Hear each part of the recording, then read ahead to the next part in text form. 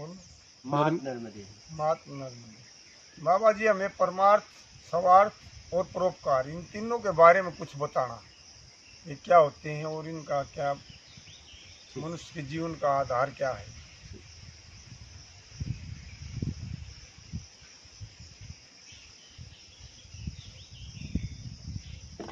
परमार्थ का अर्थ होता है समाज हित के लिए आपके द्वारा कर्म होना, वो परमार्थ है। परोपकार, परोपकार, आप रास्ते में जा रहे हो, कोई आपसे मार्ग पूछा, आपने उसे सतमार्ग बता दिया सही तरीके। सतमार्ग मतलब आपको पता है और बताया, बता दिया, वो है परोपकार। कोई गिर गया, उसे उसके घर तक या हॉस्पिटल तक पहुंचा दिया, वो है परोपकार। ठीक है। किसी को भूख लगी, आपने अपना भी भोजन छोड़ के उसे खिला दिया, वो है परोपकार। बात समझ रहे हैं? परोपकार का मौका प्रकृति देती है। परोपकार आप चाह के कर नहीं सकते। सेवा कर सकते हो, परोपकार नहीं। परोपकार का मौका प्रकृति देती है। हाँ, आप चाह के नहीं कर सकते। अगर आप चाह के किसी को भोजन कराओगे तो वो सेवा होगा, सेवा से पुण्य बढ़ता है। ठीक है। किसी को सताने से पाप बढ़ता है। परोपकार करने से निर्विकार होने में सहायता मिलती है। लेकिन परोपकार का मौका परमात्मा देता है, ऊपर वाला देता है आपको। परोपकार का मौका आप चाहो मैं कर लूं तो नहीं कर पाओगे, प्रकृति देती है। समझ रहे हो? और परमार्थ का मतलब समझे, जगत में आपके द्वारा कुछ ऐसा कर्म हो रहा है जो जगत के लोगों को लाभ हो रहा है, वो आपके द्वारा परमार्थ हुआ, कर्म। बात समझ में आ रही है?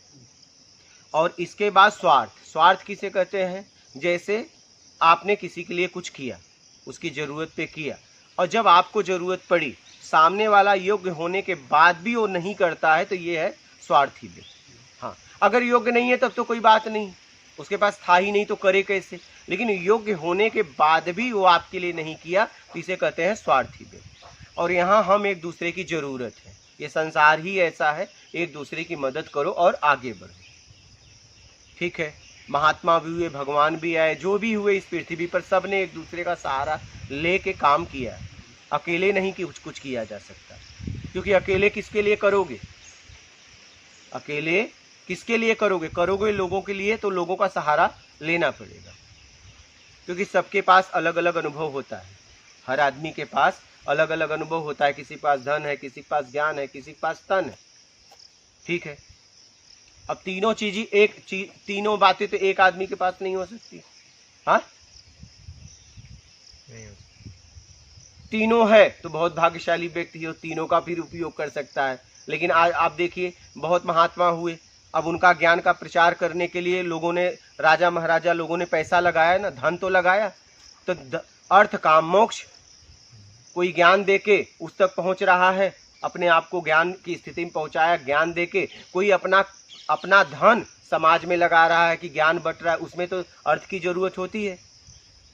आप कोई भी काम करोगे समाज में, पैसा तो लगने वाला है। वो व्यक्ति ज्ञान नहीं दे सकता था, उसने धन से तन से सेवा करके मोक्ष तक पहुंचने लगा।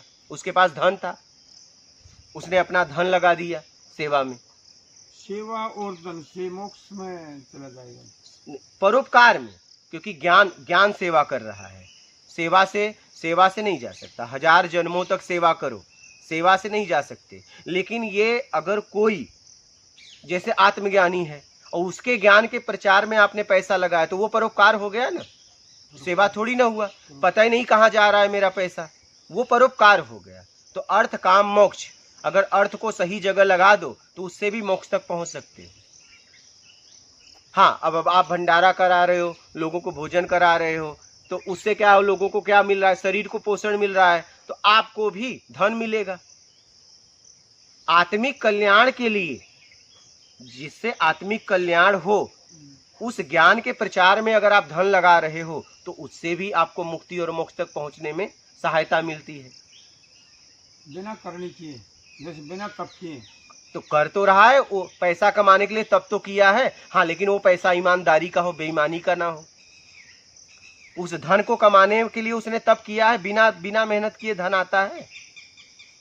तब तो किया है, तब लेकिन किया है ना। तब से तो ये महात्मा लोग बोलते हैं राज मिलता है, तब से राज मिलता है और भजन से मुक्ति मिलती है, ऐसे बोलते हैं। भजन क्या है? वो परमात्मा का परम चिंतन। तो परमात्मा को तो देखा नहीं, चिंतन कैसे करेंगे? वो तो गुरु बताएगा रास्ता। भजन का मतलब अपने आप को भज दो, संसार के लिए अपने आप को समर्पित कर दो, संसार के लिए, संसार के हित के लिए कुछ काम करो, ये भजन है। भजन का मतलब ये नहीं कि माला लेके बैठ जाना। भजन का मतलब ये है कि अपने आप को संसार के लिए भज दो, कि मैं संसार के कैसे काम आ जाऊं, चाहे धन से, चाहे ज्ञान से, चाहे शरीर से। ये भजन है।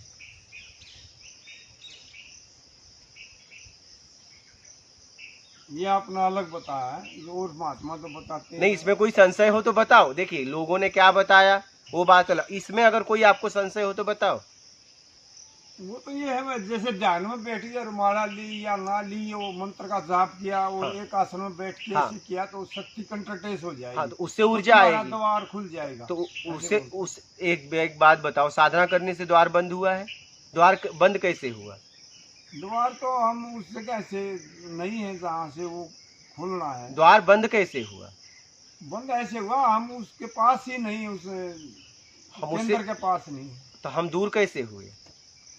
दूर तो ये है, होगी कैसे कैसे होगी। ये भाई, ताला जिस चाबी से बंद होती है उसी से खुलेगी ना। उसी से तो हमारा द्वार बंद कैसे हुआ? बंद कैसे हुआ ये तो नहीं पता। अगर बंद कैसे हुआ ये नहीं पता लगा पाओगे तो खोलोगे कैसे? ताला किस नंबर से बंद हुआ, अगर नंबर का पता नहीं रहेगा तो आप उसे खोल कैसे पाओगे? वो ताली दे देगा तो खोल देंगे। ताली, वही तो बात है, नंबर आपके पास है ना।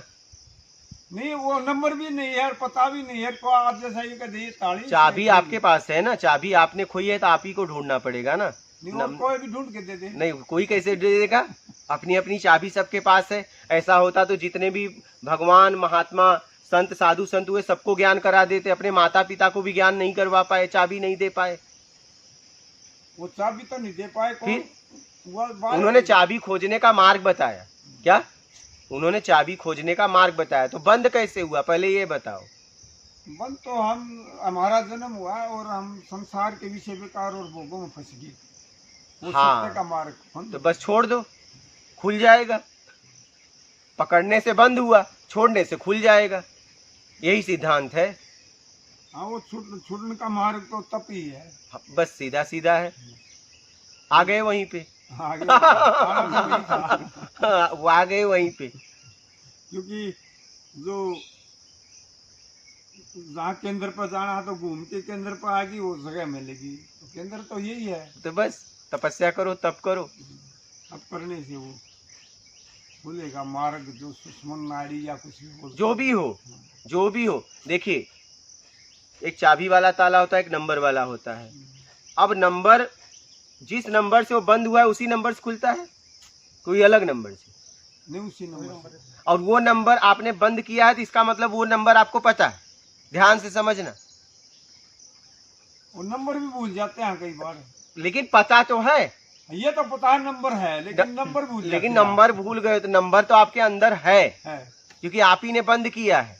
तो बस अपने अंदर जाओ, बाहर से अनेक पिंडों में, अनेक वस्तुओं में, भोग विलास में फंसे हो, वहां से अपने आप को छुड़ाओ और आपके अंदर ही तो नंबर है, अंदर ही तो चाबी है।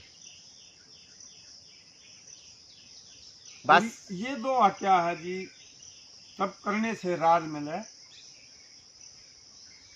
और भजन करने से मुक्ति मिले। हाँ। ऐसा बोलते हैं कोई कवि साहब। इस भाव से तप आपने किया है। मूल ये होता है, जैसे मान लीजिए दो आदमी मेहनत किए दिन भर, दोनों को पैसा मिला, ठीक है।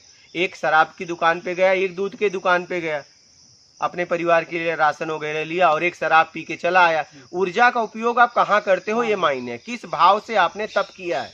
क्या? राज के लिए तो राज मिलेगा, राज मिलेगा, मुक्ति के लिए मुक्ति मिलेगा, सीधा सीधा। किस भाव से आपने भजन किया है, किस भाव से आपने तप किया है, ये मायने रखता है। Correct answer.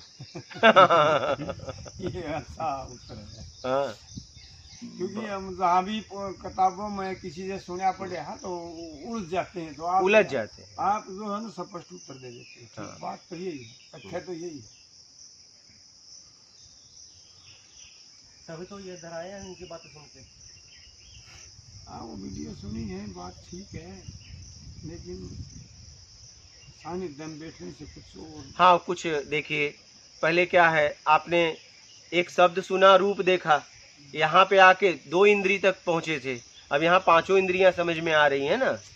हम 5 इंद्रियों से ज्ञान ग्रहण करते हैं ना, तो वहाँ से आपने मुझे बस देखा और आपने सुना, तो 2 ही इंद्री। यहाँ तो और भी इंद्री है ना, सुगंध भी है, स्वाद भी है और स्पर्श भी है, 3 इंद्री बढ़ गई ना आने से। बढ़ भी गई जी, कुछ धारणा भी तो टूटते हैं, आप अपने तरीके से रख रहे हो। हाँ। हम अपना तरीके से रहे यहाँ अब तक। हाँ, तो ये भी तो टूट ये भी टूट रहा है। आप अपने तरीके से जीते थे, घर में थे, हाँ। चाय लाओ, कॉफी लाओ, ठंडा लाओ, ये लाओ, गरम लाओ, भोजन लाओ, स्वाद नहीं है, यहाँ कुछ बोल ही नहीं सकते। जूती पहने रसोई में हाँ, क्योंकि यहाँ बोले तो जो मिल रहा है वो भी बंद, एक टाइम अब नहीं मिलेगा। हाँ, तो ये धारणा यहाँ जो भी है ग्रहण कर ले रहे हो, एक टाइम भोजन है, एक टाइम नाश्ता है, चाय वो कुछ नहीं है, क्या कुछ भी नहीं है, और आप यहाँ मांग भी नहीं सकते। जैसे मांग किए, 2 ही रास्ता है, या तो जाओ और रुकना है, तो उसी नियम में रहना पड़ेगा, और नियम आपके लिए है, ऐसा भी नहीं कि नियम वो मेरे लिए है। मैं भी उसी में जी रहा हूँ, क्या ऐसा नहीं, मैं भी उसी में जी रहा हूँ।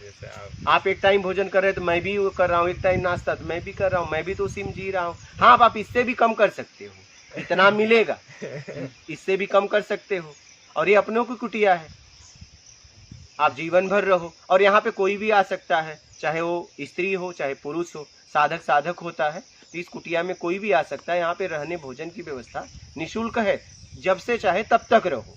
स्त्रियों के लिए भी है जी। हाँ, कोई भी आ सकता है। पर इसके लिए बुलाना पड़ेगा। स्त्रियों के लिए तो नहीं है जगह यहाँ रहने के लिए। क्यों नहीं है? आप कल बोल रहे थे स्त्री तो अभी नहीं आ सकती।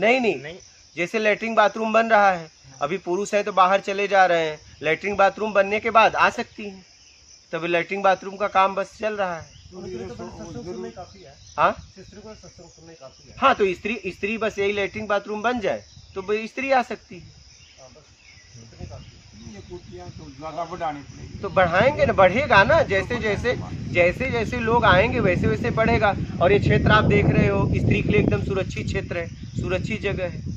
तो हाँ जी, सुरक्षित तो जो अपना आप में सुरक्षित है वो सुरक्षित है। एकदम हाँ, जो अपना आप में असुरक्षित है हाँ, तो कोई भी आ सकता है। स्त्रियों के लिए अभी इसलिए नहीं बोला था कि अभी लैट्रिन बाथरूम की व्यवस्था हो रही है, ये जिस दिन हो गया तो स्त्रियां आके आराम से रहें, वो भी साधना करे, वो भी अपने आप को समझे। सबको अधिकार है ना अपना आत्मिक कल्याण करने का, ऐसा तो नहीं पुरुषों को ही है। पुरुष स्त्री क्या होती है? तो बस आत्मा तो उसमें भी है। चाहिए तो स्त्री पुरुष, नहीं चाहिए तो ना स्त्री ना पुरुष, शरीर ठीक बात, क्या नर मादा चाहिए में काम करते हैं, और चाहिए ही नहीं तो नर न मादा आत्मा, क्योंकि आत्मा तक सबको पहुंचना है, तो वहां नर मादा है ही नहीं है। तो कोई भी आ सकता है, स्त्री हो या पुरुष, साधक हो या साधिका, कोई भी आके यहाँ रह के साधना कर सकता है। ये व्यवस्था सबके लिए है। अभी स्त्रियों को बुलाने के लिए इसलिए नहीं बोला था, वो बाथरूम का लैट्रिन का व्यवस्था नहीं हो पाई। पुरुष कहीं भी जा सकता है, जंगल है, लेकिन स्त्रियों के लिए थोड़ा संकोच था, तो हमने कहा ये बनने के बाद आए, आराम से रहें। ठीक है, आपके प्रश्न का जवाब मिल गया आपको? सही मिल गया। ठीक, मात नर्मदे।